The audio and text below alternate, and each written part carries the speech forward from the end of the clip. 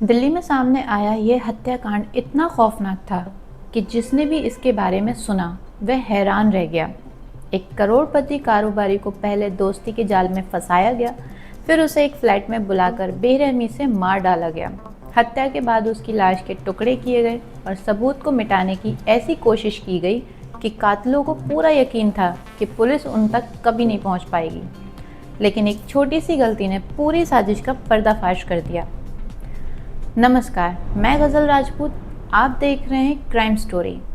ये मामला दिल्ली के द्वारिका इलाके में रहने वाले अनूप कुमार गुप्ता का था। अनूप करीब 49 साल के थे और एक सफल कारोबारी थे। छत्तीसगढ़ सदन में उनकी कैंटीन चलती थी, जहां से उन्हें अच्छी खासी आमदनी होती थी।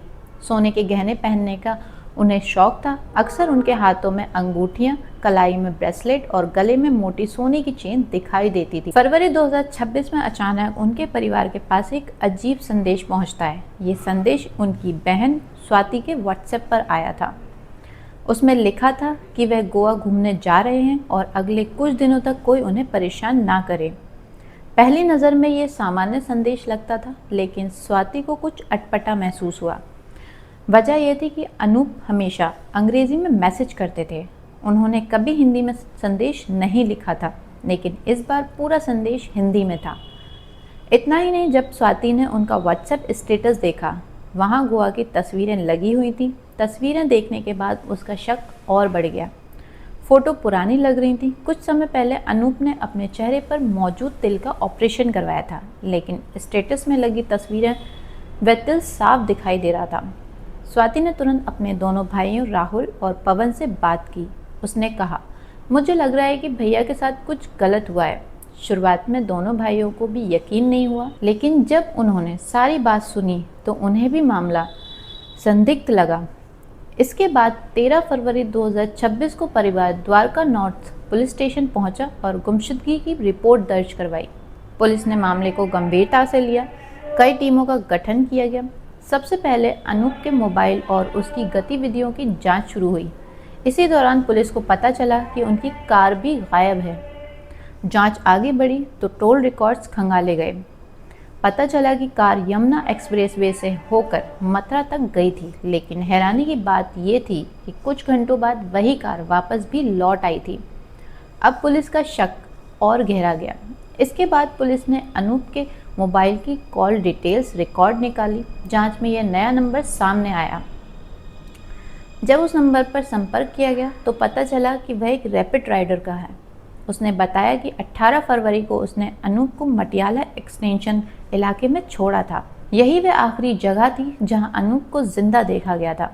पुलिस तुरंत उस इलाके में पहुंची और आसपास लगे सीसीटीवी कैमरों की फुटेज खंगालनी शुरू कर दी। फुटेज में दिखाई दिया कि अनूप एक अपार्टमेंट के अंदर जाते हैं। उनके पीछे 4 और लोग भी उसी बिल्डिंग में दाखिल होते हैं, लेकिन कुछ समय बाद केवल वही 4 लोग बाहर निकालते दिखाई देते हैं। अनूप वापस बाहर नहीं आते हैं। यहीं से पुलिस का पहला बड़ा सुराग मिला। सीसीटीवी फुटेज में एक स्कूटी भी दिखाई दी। पुलिस ने उसका नंबर ट्रेस किया। जांच करते करते पुलिस एक युवक तक पहुंची जिसका नाम था हैप्पी उर्फ सूरज।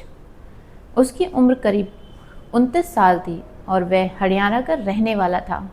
पुलिस ने उसे हिरासत में लिया और पूछताछ शुरू की।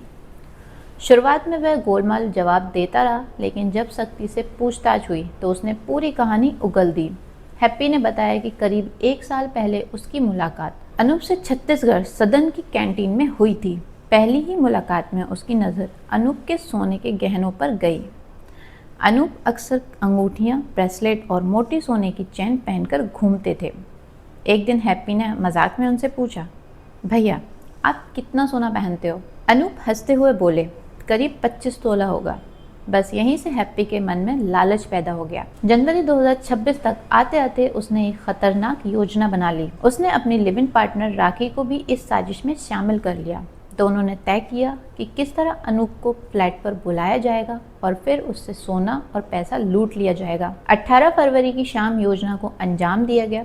राखी ने अनूप को फ़ोन किया और मिलने के लिए बुलाया। अनूप बिना किसी शक के वहां पहुंच गए, लेकिन जैसे ही वे फ्लैट के अंदर पहुंचे माहौल बदल गया। हैप्पी और उसके साथियों ने उन्हें कुर्सी से बांध दिया और बुरी तरह पीटना शुरू कर दिया।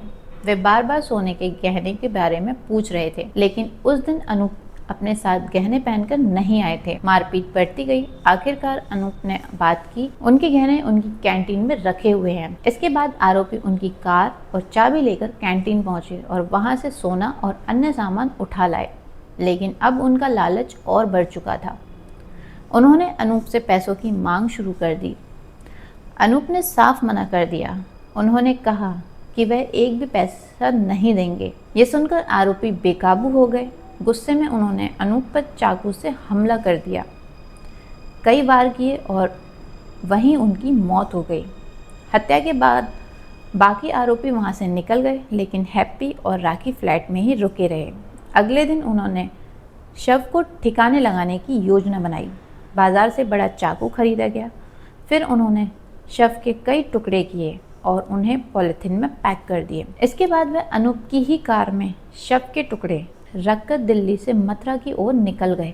करीब 150 किलोमीटर दूर यमुना नदी के किनारे पहुंचकर उन्होंने सभी टुकड़ों को नदी में फेंक दिया। उन्हें लगा कि कभी कोई सबूत नहीं मिलेगा। दिल्ली लौटने के बाद उन्होंने अनूप का मोबाइल अपने कब्जे में रखा। उसी मोबाइल से उनकी बहन को गोवा वाले संदेश भेजा गया। पुराने फोटो लगाकर ये दिखाने की कोशिश की गई अनूप जिंदा हैं और घूमने गए हुए हैं, लेकिन यही उनकी सबसे बड़ी गलती साबित हुई। स्वाति ने संदेश की भाषा, पुरानी तस्वीरों को पहचान लिया। उसे समझ में आ गया कि कुछ न कुछ गड़बड़ जरूर है। उसकी सतर्कता और पुलिस की मेहनत ने पूरे मामले की परतें खोल दी। इस केस में मुख्य बात यह है कि एक मिसिंग कंप्लेंट थी, जो कि एक छोटी सी कड़ी थी। उसकी सीरियसनेस को देखते हुए द्वारका पुलिस ने बहुत ही संघर्ष करके इसमें दिन रात एक करके काम किया है, और उसका नतीजा ये है कि एक मिसिंग कंप्लेंट को एक मर्डर में तब्दील किया गया और जो परिवार है उसको न्याय दिलाया गया है। जांच के दौरान पुलिस ने हैप्पी, राखी, बलराम, भूपेंद्र और अन्य आरोपी को गिरफ्तार कर लिया। एक आरोपी नीरज की तलाश जारी रही। जब ये पूरा मामला सामने आया तो लोग हैरान रह गए। जिस व्यक्ति से हैप्पी ने 1 साल पहले दोस्ती की, उसकी दौलत के लालच में उसे इतनी खौफनाक साजिश रच दी। दोस्ती का भरोसा, लालच और विश्वासघात की ये कहानी आखिरकार जेल की सलाखों तक पहुंच गई। इस मामले ने एक बार फिर साबित कर दिया, अपराधी चाहे कितनी भी चालाकी से योजना क्यों न बनाए, एक छोटी सी गलती भी उन्हें कानून के शिकंजे तक पहुंचा सकती है।